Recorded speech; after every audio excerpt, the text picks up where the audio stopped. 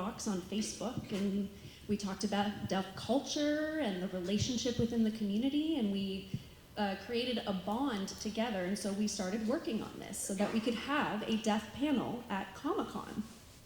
So once we got that process going, we did know that it had happened last year, what was going on with the SAG strike last year. Unfortunately, there wasn't as many people here last year.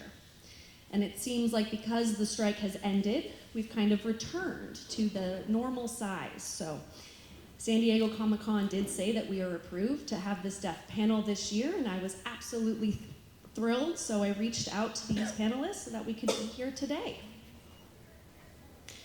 We're also missing 3 individuals. Daniel Durant couldn't join us, Kobe Sewell, and Mila Kent Davis. She was also unable to join us today. They had other plans and workshops, so wish them the best of luck. Maybe they'll come next year.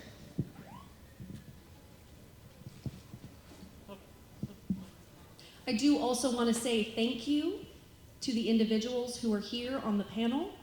I want to also thank San Diego Comic-Con for hosting this sort of panel today for us. We want to cherish this moment that we have this incredible panel here at San Diego Comic-Con and that we are here together. We are incredibly excited to start this off with, we're going to start off with a little housekeeping. And then towards the end of the panel, we will have a quick Q&A session as well. I do also want to talk about Darrell Utley. I'm going to give a little bit of bio about Darrell Utley, sitting beside me. He's a 3rd-generation deaf individual. He has a background as a day broker, as well as an ASL consultant and day trader. He used to be a child actor on TV shows like The Family Ties, Days of Our Lives, Beverly Hills 90210, Pacific Blue, and he had a role on these various TV shows. He also attended Gallaudet University. He worked as a supervisor at the Mazzeria Pizzeria in San Francisco. And he was also a video relay service instructor.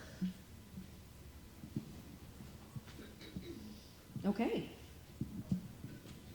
And next for Darrell, he's going to go ahead and give you a little bit more of information about his history and journey as well. Yes. I feel like I need to stand, or should I sit? I don't know. How are you feeling? Should I stand? Okay, I'm going to do that. You can see me better. All right. I am honored to be here. I'm really excited. You know, this is the first time I've been at Comic-Con, my very first con, so I'm honored to be here with all of you.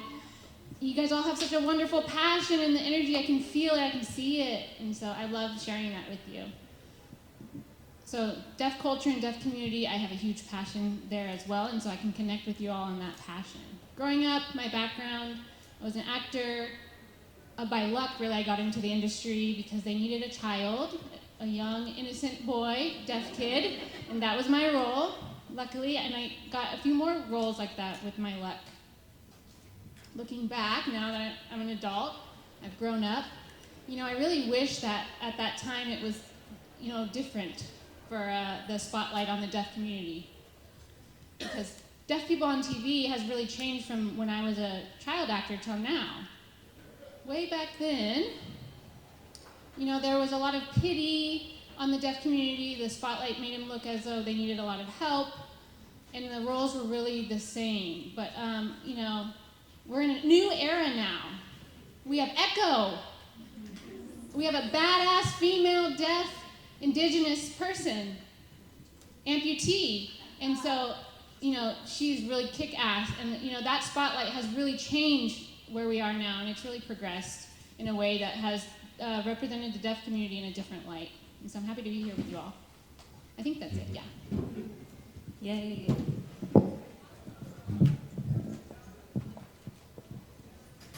All right, next on our panel, Awet Moges. He is an artist, writer, and comic book writer for the last 15 years. Pantheon Panthea Horinacea. Heterotropia, sorry. These are the comics.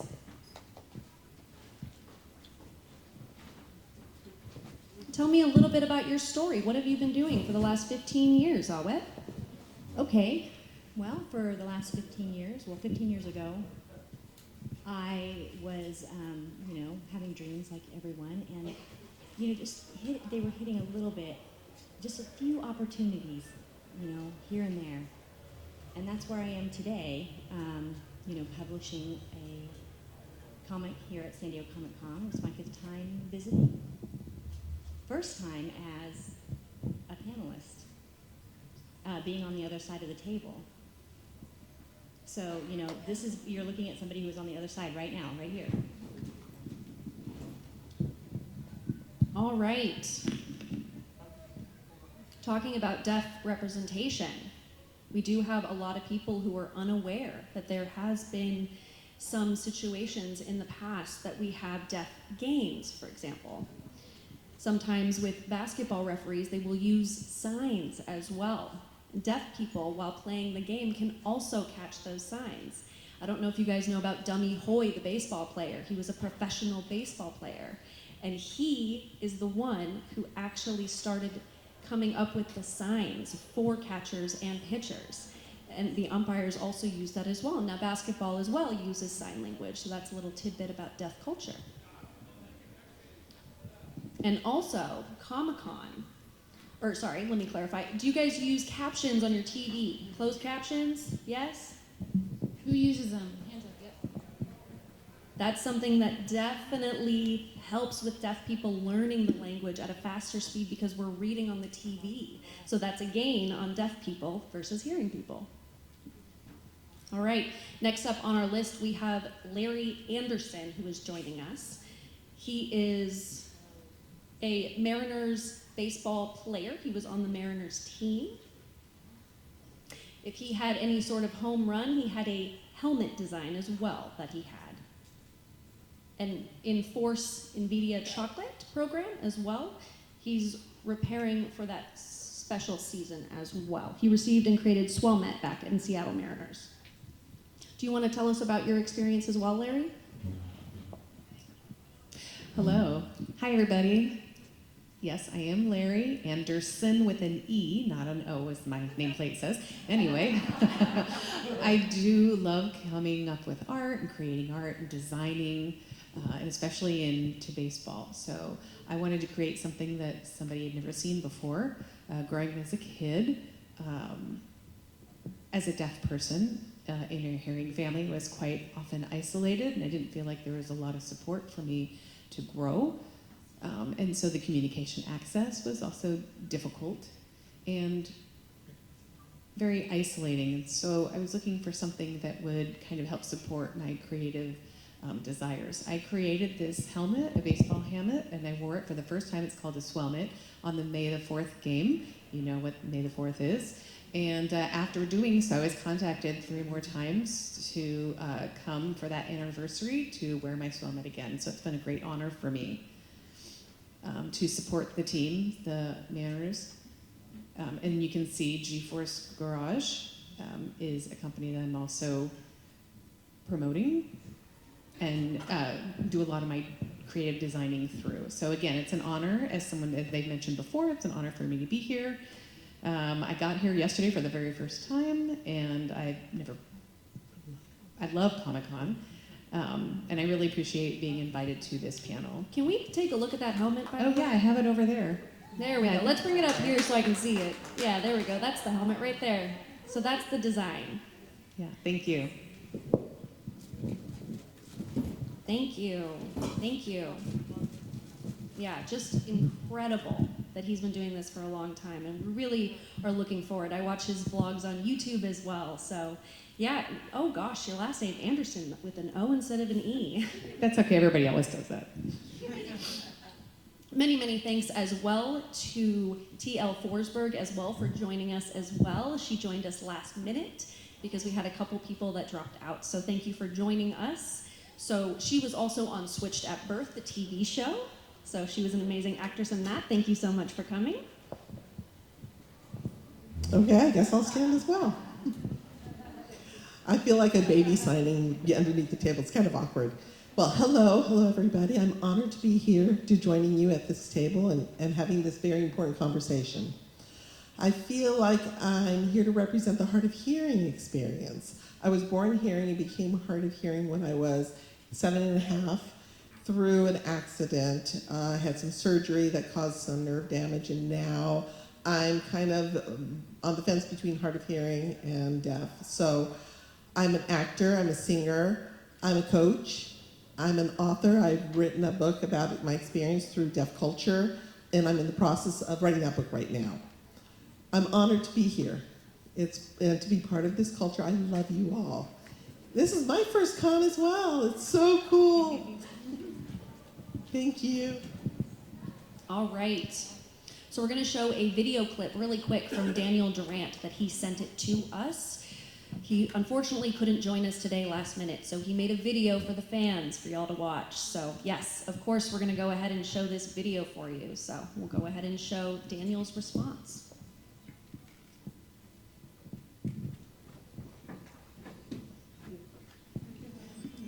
Hold on, wrong password. We'll get there.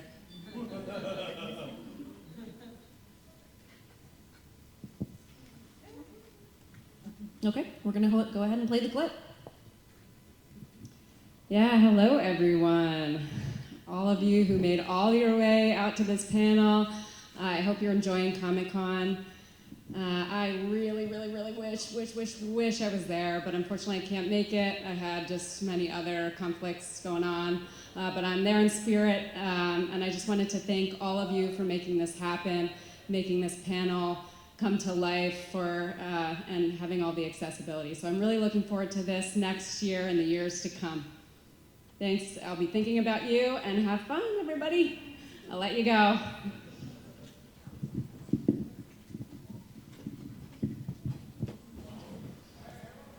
All right. One other thing that I wanted to mention. Does anybody a Seahawk fan here?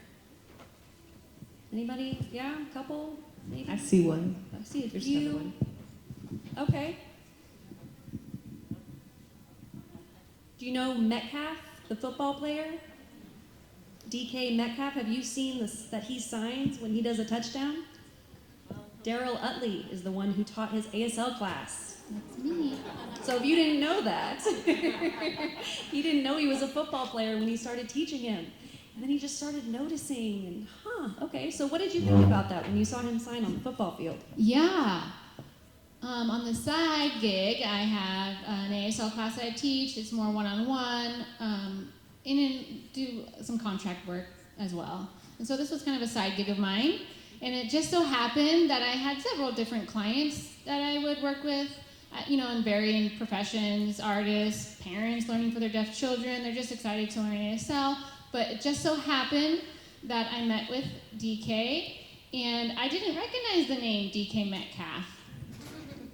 And so he was actually using a different name a pseudonym during that time. And so I didn't know who he was. And we just, I had a feeling when I looked at him, he's such a big guy. I was like, man, he looked familiar, but I didn't say anything. So I just went along with my job, taught him ASL. He was very eager. He was really honestly one of my best students. And he was very inquisitive, always very involved in the class. And sometimes, he would be very careful about the way that he signs, make sure that he signed correctly, because he knew that sometimes the meanings are different. And so have you seen that touchdown, the 44, for my son? And so before, when somebody told me about that, I was like, oh my gosh, that's him, that's my student, he took my class, 44, my son. And so I kind of laughed at that experience. But really, it was unexpected that I didn't realize he had planned to do that sign during his touchdown. And so I was in the moment, and I was just like so relieved that he did it well and he didn't make any errors. And so it made me look good. Anyone who has that passion of learning sign language, I really appreciate that. Oh. They got my name right. Darrell. Oh. I think they changed the name of his name spelling right now. You must feel better, don't you? Oh, They got my name right. That's awesome. Thank you, Yvonne. Thank you. Yeah, Darrell. So 44, my son. That's what he said? Yeah. Yes, 44, my son. Really, first he would say 44, my son, and then next he did wolf, dog. That was his most famous but the most famous one was Stand on Business, his touchdown celebration. I didn't actually teach him that. A person named Boy Meth, who also signs. They both kind of were riffing back and forth about what they were going to do, and they were learning signs, and they were, playing around with that. And then they decided, oh, Stand on Business, let's do that. Let's use that one. And in the next game, when he got his touchdown, again, I wasn't on the field or anything. There was no plan. There was nothing. It was just, and spontaneously did that for his own touchdown celebration. That's such a wonderful experience that you got to teach him. That's awesome. All right, I'm going to ask Awet a question. How many books have you created in the last 15 years? Your art, your comic books? Well, I've got about 15 years of experience trying many different things, and I started putting together a deaf writings club about 2010. And we had a deaf community had a commitment, how many deaf writers are in the room, We were in LA at that time. So every 2 months we would bring new material to write and draw, make art about, and that process continued until about 2018, and then there's a book. It's really amazing. I had so much support from the deaf community, deaf and writers, like the foreign languages. You're writing in your foreign language, and I was a deaf person, and you've got this information that you come back, you gather and give to the community, and you find your voice through writing and through English. So that's how the process went for 15 years. This book was in development. And this year, we're going to continue that work. So we've got 2 books. It's a pantheon. It's based on my childhood, growing up and always, going to the library and having these beautiful dreams and, watching TV with no captions, because it was like, it's 80 kids, 86, 87. I would go to the library and, I'd see these mythology books and I would just read those, and they weren't just children or adults, I would just read them all. And I just kept looking, for that one more book. I kept looking to find one more book. And as an adult, I went to college and I developed this art, and I realized, I was learning to write for that missing book since I was 10, and here I am, and I'm still writing. Did that answer the question? Is that good? We're really looking forward to the 3rd book, too. And you first started drawing your comic books. How did you typically go about that? Good question. The process looked like, it was always in the back of my head, pictures from comic books, the visual language of comics. And I read so much. I could just visualize it so quickly. And I could develop the story and the characters and then, write the dialogue. And that part was more work. That doesn't come naturally for me because English is still not 100%, there. It's based on sound, and what I'm doing is visual. So there's that process of trying to write the dialogue, and so I'd finish a chapter, and it would be like, it just start coming right away. The visual, the art, that part of it. Do you typically draw in black and white or color? I tend to draw in pencil and then ink, and then I'll find like a professional colorist, and they're all over the world. I have people contacting me. They're just phenomenal. I have a team of people who do color work for me for these books 1 through 3, and I think they're the best. Thank you. I appreciate that. Yeah, absolutely. Round of applause. So now I want to ask Larry Andersen a question. I'm going to ask Larry a question. So when you envision building a computer, how do you go about that? Okay, so I love playing video games. I used to play Halo 1 back in the day and get together with my friends. You know, there wasn't an internet back then, so to speak, when you played video games, right? There wasn't a lot of the features that we have now where we can get together and play, you know, videos online. So we were, you know, at the time, the internet was dicey, so PC playing got real popular. And so we would go and play on landlines. And we like saw these different computers being built, and there was almost like a competition of designing them, almost like Pimp Your Ride, that kind of thing. So trying to put together our computers and get really fancy and creative with our designs and such. And I just fell in love with them when I saw it at the time. I think it was 2008 when I saw that, and I really wanted to do that. I loved design and art and creative things, and so I thought, okay, next year I'm gonna create something. I'm gonna get this big wood thing. I'm gonna set up like a dragon and all this stuff. I'm gonna go to this place and I'm gonna get all this support for it. And then it just kind of took off from there, and I've just been building computers ever since. So I partner with some other foundations who've seen my work, and it's just kind of the process that I've gone through. And I just have a lot of support under NVIDIA. That's awesome. Yeah, so computer building. Larry has done computer building.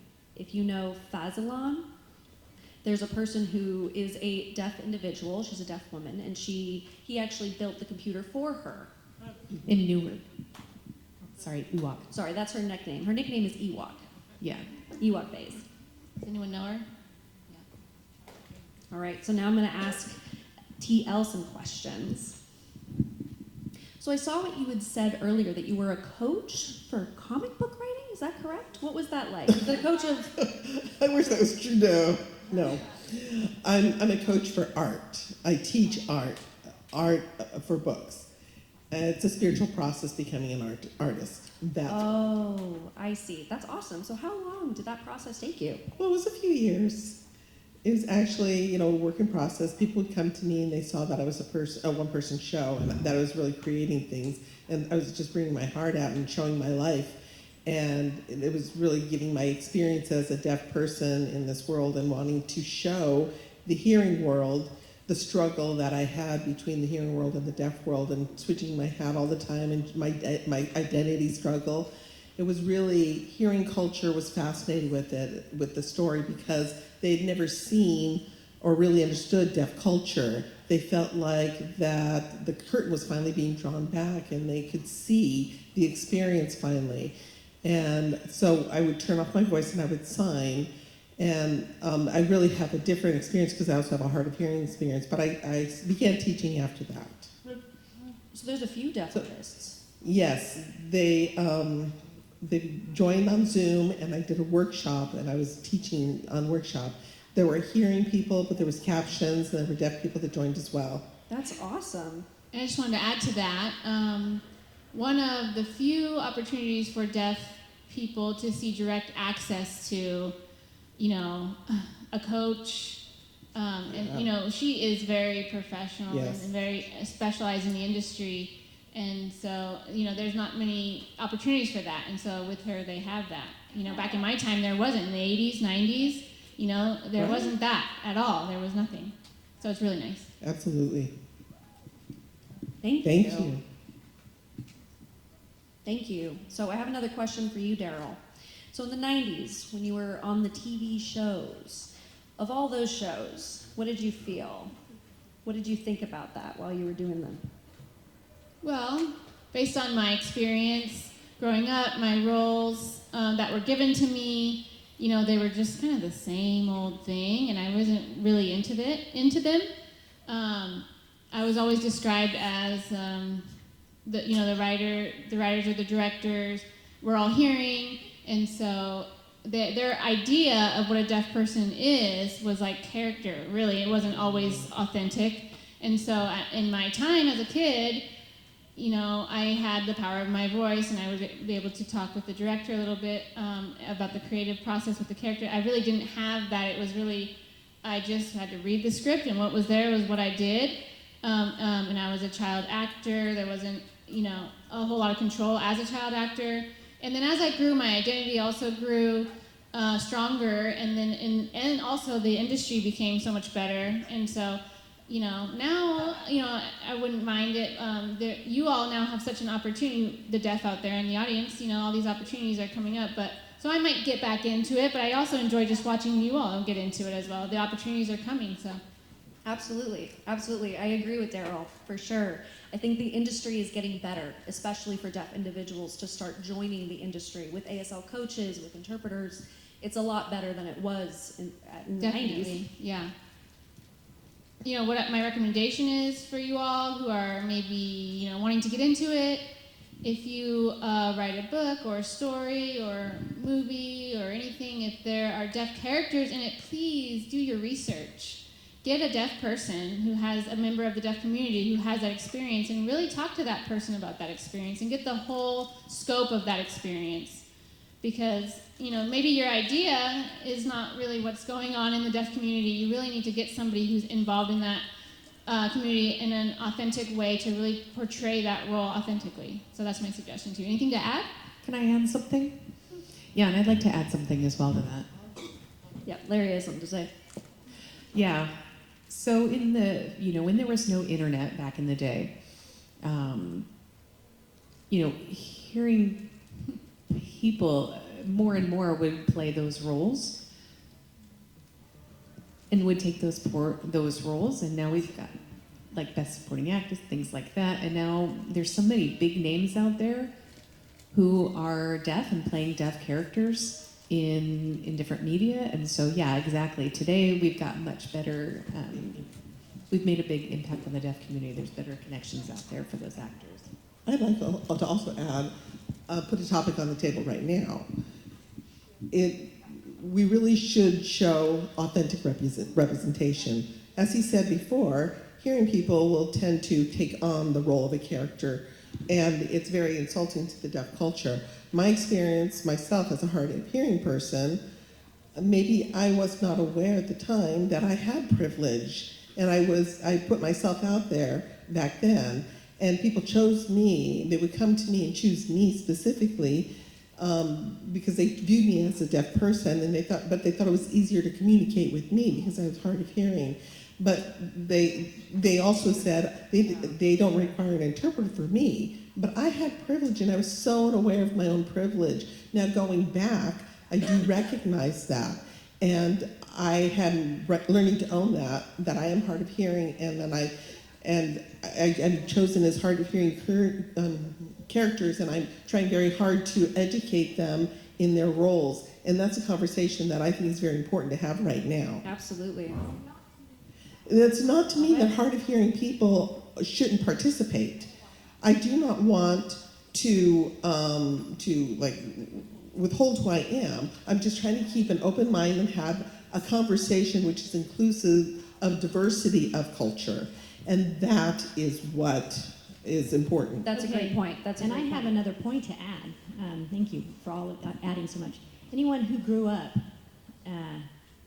at the time you didn't have an opportunity, now you might have an opportunity. Don't just ignore that. You are the next generation of deaf people, okay? Why not you take this on? Do these things. Me, Absolutely. Growing up, I didn't see deaf in comic books in the world at all, nothing. And, everyone said you can't, and I ignored that because I can't have an excuse for being the next generation. You have to accept it. You have to keep it moving. You have to keep it going forward. You can't stop it. And it starts with us. Yeah, Return. absolutely. Yes.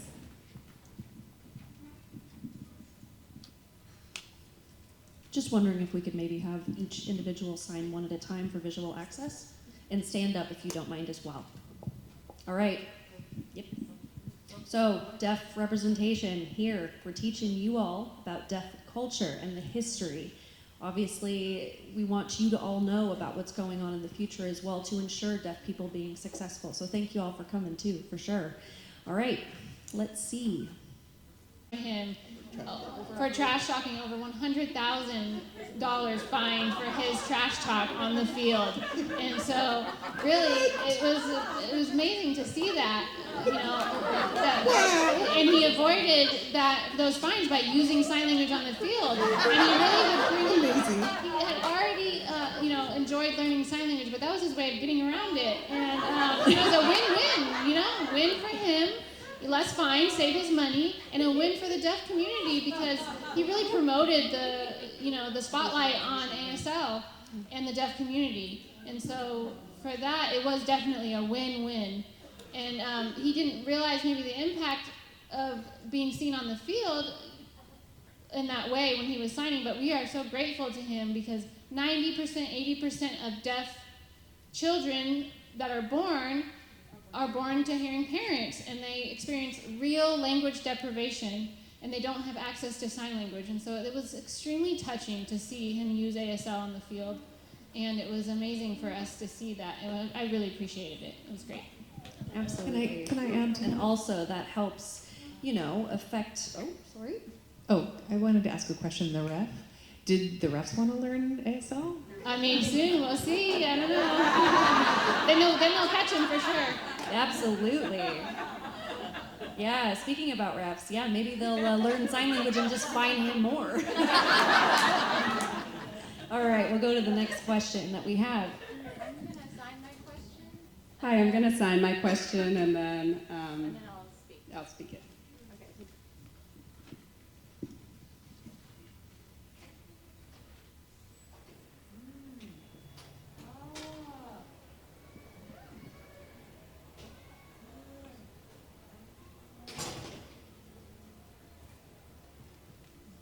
Question for each panelist: what genres and movies and TV would you like to see more deaf representation? You have a couple of superheroes who are deaf. Which genre would you like to see more?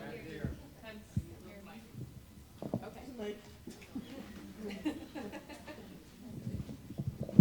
Question for each panelist: which genres and movies and TV would you like to see more deaf representation? We have a couple of superheroes who are deaf. Which genre would you like to see have more deaf representation next? Action, fantasy, Middle Ages, sci-fi.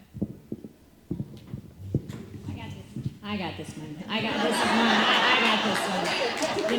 Deaf representation in pop culture, right? So, as a creator, what genre, is lacking. I know what we're lacking. It's fantasy, definitely a large, untapped, area for deaf is fantasy. We're talking about myths, dreams. Opportunities are limitless. We've got one step in that direction already with the Deaf Verse from Deaf Center, the National Deaf Center. They have this game, a education role-playing game, and that's the first step. But that genre is wide open. Did anyone else want to? Yeah, I agree. Fantasy is different than sci-fi and action, heroes, things like that. But fantasy is really on the same level as that. Sign language is so beautiful because it creates pictures through story and visuals.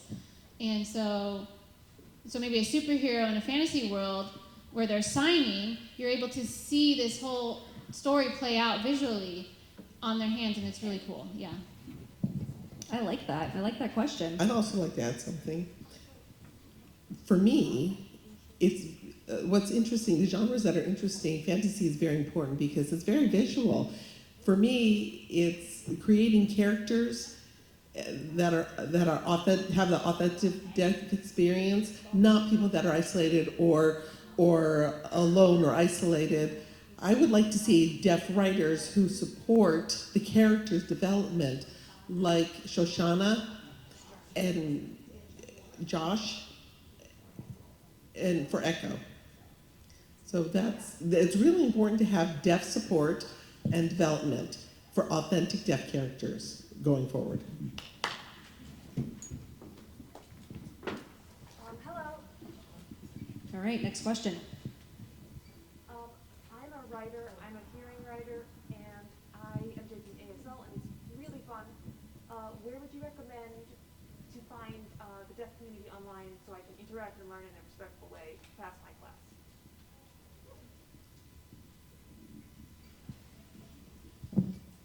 Any takers? You want to It answer really depends on where you are, location, regional level or national level. At the local level, there's local resources such as deaf clubs, deaf services centers. So you can ask around at the local level where deaf congregate, deaf events, deaf coffee. There's things like that on the more local level. Maybe if you live near a deaf school, there's so many resources that you can find on that local level and make connections there. And also, you can find stuff online as well. Sometimes you can get other people in the community and ask them as well. Anything to add? Yes, because I did some consulting work on authenticity, a deaf representation in books and games. I did a little bit of work. I've been contacted.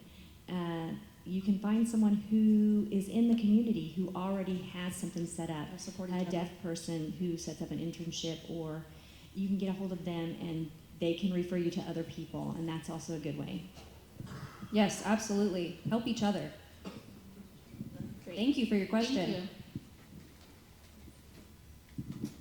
Hello. So I'm trying to think of something else, but someone stole my question, unfortunately.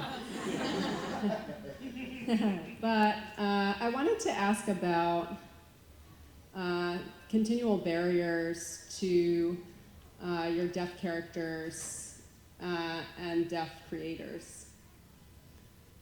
What do you think is a good thing that we can do to create access for future, deaf characters? That's you. Come on. Are you got talking that one. specifically for which? Are you talking film? Just Or for just how do you better recognize? representation for ASL and just to spread Social media? interest for the audience. Or, opportunities for deaf creators, writers, artists, anything like that. Just to make more happening and make more for them. Yeah. Oh, okay. Yeah, I think more support, right? More Yeah, support. somebody asked me how to break down those barriers and really break down those barriers. And really, I think through art, doing some, furniture woodworking, things like that, working with clients. Every time that I do a piece of work, I kind of represent myself. And I get a lot of referrals from that work. And, then I get called in for interviews or hires and things like that. And I avoid telling them that I'm deaf, because I think they're going to get a preconceived notion with that and maybe turn down the opportunity for an interview, something like that, or meeting in person. So once they find out I'm deaf, I meet them in person, and then maybe we text back and forth, and I show them there's different opportunities for us to communicate, and different ways we can communicate today through technology. So I think it's really hard to, have the exact same access. But letting people, there's so many opportunities that are free today that you can use to, you just need to find a way to show people that you can work and that, our work is valuable, and that we can become leaders in our work. It's a challenge. I know it's not easy, but we can do that. And, hope we have that, equity in the future. Absolutely. Absolutely. All right, so just want to let you guys know we got 5 minutes. This is the last question. No pressure. Last few questions. Last few questions. Thank you. So I really appreciate ComicCon accessibility resources. I am low vision, so I have a lot of I have my AEA thing. However, I was in whole age and in other panels, and we have an ESL interpreter. But what about, have you heard from ComicCon organizers having closed captioning in the entirety of whole age or all the conferences that they offer? Yeah. Open captions. I wish I had the power. I wish I had the power to just come. Yeah, I'm sorry. This is somebody in the audience. I have I have some about that. information. Yeah, I wish I had the power and the authority, but I don't. I would always appreciate captions on the screen to be seen. It would be Absolutely, very nice. both, to have them both. Yeah, I watched the Deadpool. I was so excited to see Deadpool when they showed it in Hall H, and there were no captions. There was that poor one interpreter that had to interpret the movie. And yeah, were you talking about that too? Yeah, can I add? Hey, hello. This is an important everybody. question. My name is Donna, and I've been coming for the last 10 years to ComicCon. And what's happened is I have requested open captions ever since, all this time. And this year, I requested it again, but it just hasn't happened. It's very unfortunate. Yeah, I did as well. I proposed it, and I thank you for asking this. Everyone here, all of you should email Absolutely. deaf and I disabled agree with services Equal access. and tell Support them each other. and ask them to have open captionings available. Please do this. Please, I really feel I'm That's feeling good. isolated on this, and I feel like I'm the only person ever requesting this. So if everyone in this room adds your name and voice and sign to this, maybe Yeah. they will listen to us. All right. Thank you. Thank you so much. I appreciate Great. that. Thank Yeah, you. definitely Appreciate agree. that. Yes, I do want to say again, many, many thanks for everybody joining us today at Comic-Con. This is the first deaf panel that we've ever had. To have this representation, it is historical to have you all here with us. Hopefully we're back again next year, and hopefully we have a couple more videos as well. So hopefully we're going to be in this together to get this representation out there. Again, thank you for coming here. Love y'all. Thanks so much. Thank you. 1 minute. We got 1 minute. Okay, all right. So we got to exit. If you guys don't mind, they got to get set up for the next panel. So if you want pictures or to hang out with us or have questions, we will be outside in the hallway. All right? Thanks again, guys. Thank you.